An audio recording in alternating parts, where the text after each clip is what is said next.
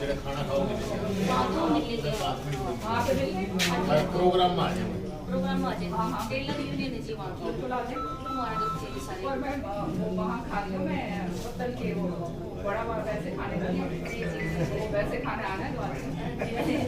जी ma'am मैं तो पूछूंगी हमारे को ये जो महिला हूँ उसी में बात कर लेती हूँ आ जाओ। मैं तो अभी ये रास्ते में आ रही थी, मैं देख रही थी भिवानी का क्या बुरा हाल हो गया है। कोई जो है खड्डे ही खड्डे पड़े हुए हैं पूरी तरह से, इतना बुरा लगा सारी जगह। मतलब जो काम हमने करवाया था उसके ऊपर एक ईंट तो लगी नहीं है। जो हालात हो रहे हैं भिवानी के अंदर, उसका बड़ा दुर्भाग्य और बड़ा दर्द होता है मुझे तो भिवानी आते ही जब मैं देखती हूँ। नगर परिषद के आपके चुनाव हो गए और हमने सोचा था नगर परिषद के चुनाव के बाद कुछ तो जो है राहत मिलेगी लोगों को, लेकिन अब मुझे पता चला है वो जो ये सफाई कर्मचारी जो है, ये कंपनी कोई इंदौर की कंपनी है, उसको दे रखा है, उनके ऊपर इनका कोई जोर नहीं चलता। और जो आज जो है भिवानी जो है पूरी तरह से डंप बनता जा रहा है क्या, डंप बन ही गया है पूरी तरह से। तो मतलब देख के बड़ा दुख होता है।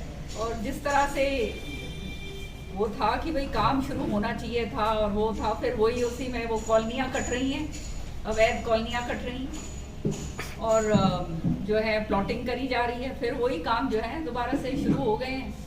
तो ये तो जो है प्रेस को आपको जो है आपके जरिए ये आवाज़ उठानी पड़ेगी कि ये लोगों को जागरूक करो कि ये हो क्या रहा है।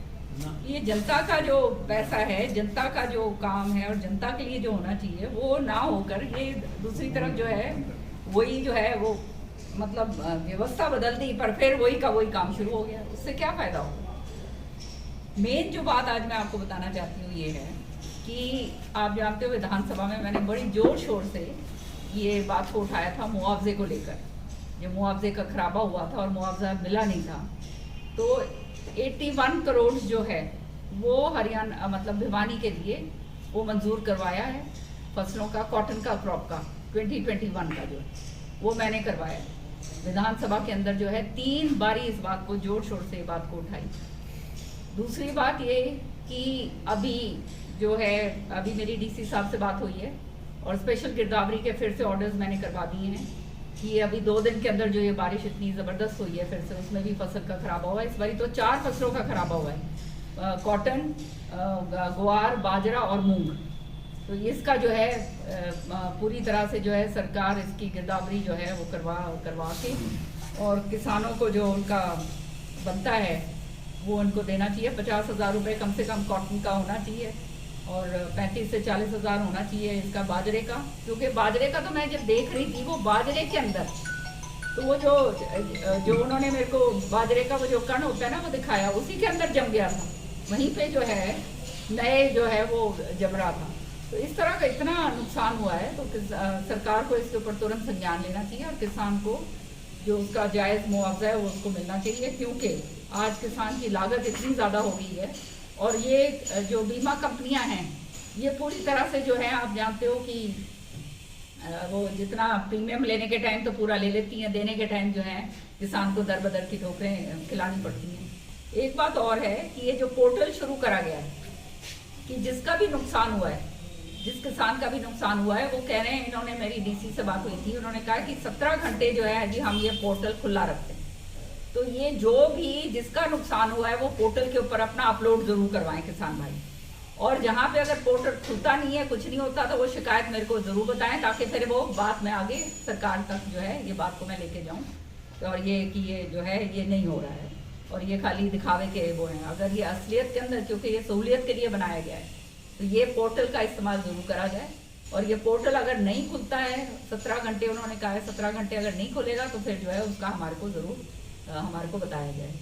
तीसरी बात जो बहुत अहम बात है, बाडड़ा में गई थी, आप जानते हो, वहाँ पे ये नगर पालिका का ये जो है ये बात हुई, वहाँ पर बहुत ज़बरदस्त विरोध हो रहा है। आज 31 दिन हो गए हैं मेरे ख्याल में वहाँ पे किसान भाइयों को वहाँ बैठे हुए कि नगर पालिका उनको नहीं चाहिए, लेकिन ज़बरदस्ती वो नगर पालिका जो है उन पर थोपी जा रही है। और नगर पालिका का आप जानते हो कि ऐसी जगह में कोई फ़ायदा भी नहीं है। तो वो मुझे तो पहली बात तो समझ ही नहीं आई कि ये नगर पालिका को बनाया नहीं, कि बात ही क्यों कही गई। और फिर उन्होंने बताया था कि जिस तरह से कि 90% ने ये कहा था कि जो है हमारे को नगर पालिका नहीं चाहिए, और ये पहली रिपोर्ट डीसी के पास आ भी गई थी, लेकिन वो सेकंड रिपोर्ट में पता नहीं क्या फर्ज करके और क्या कर दिया क्या नहीं, और उसके ऊपर ठोक दी। खैर ये मेरी बात हुई है, और इसके बाद जो है ये दोबारा से अब जो है वहाँ पर ये इसको देखने के लिए दोबारा से वहाँ पे वो ये होएगी, वोटिंग होएगी, सर्वे नहीं होगा, अब वोटिंग होएगी। हाँ ये जो है ये हाँ वोटिंग होएगी, और वो भी क्या कहते हैं उस ये मतलब क्या कहते हैं उसको, गांव का दर्जा नहीं ये क्या कहते हैं इसको, दिमाग से निकल गया कि जो है असलियत क्या है और क्या नहीं है, ठीक है ना। तो ये जो है ये काम ये बाढ़ड़ा का जो है नगर पालिका में इसका ये होगा, ताकि सरकार के संज्ञान में हम लेकर आए। उन्होंने उनको बताया, खास तौर से जब मुख्यमंत्री जी यहाँ पर बोल कर गए थे कि जो है इसकी मैं जायज़ बात सारा करवाऊँगा, तो जो भी है वो इस तरह इस ये वोटिंग के ज़रिए जो है सीक्रेट वोटिंग होएगी, सीक्रेट बैलेट होएगी, बैलेट के ज़रिए या ईवीएम के ज़रिए जैसे भी वो होएगा उसी के ज़रिए होगा, और जो मंशा लोगों की है, असली मंशा है, वो सामने लेकर आई जाएगी, उसी के तहत काम होगा, ठीक है ना। तो ये और कुछ मैडम आदमपुर जो चुनाव कांग्रेस उम्मीदवार कौन संभावित हो सकता है, कब तक फाइनल करना है? बीजेपी ने घोषित कर दिया, बीजेपी ने घोषित कर दिया, आम आदमी ने घोषित कर दिया, लेकिन कांग्रेस ने अभी तक घोषित नहीं किया। तो भैया ये तो हमें तो पता नहीं है, क्योंकि हम तो इस बारी उम्मीदवार के चयनों की लिस्ट के अंदर नहीं है।